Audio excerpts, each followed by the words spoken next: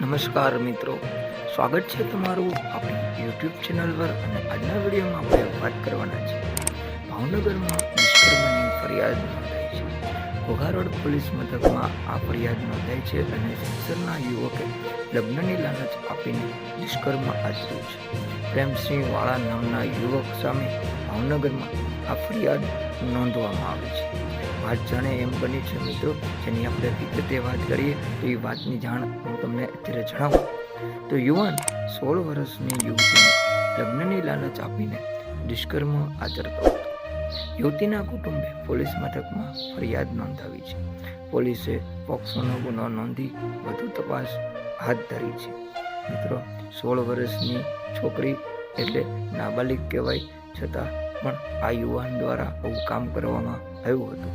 જ્યારે યુવક સામે પોક્સોનો ગુનો નોંધાયો હોવાથી તેની સામે આકરી કાર્યવાહી થઈ શકે તેવું પોલીસના સૂત્રો દ્વારા જાણવામાં મળ્યું છે.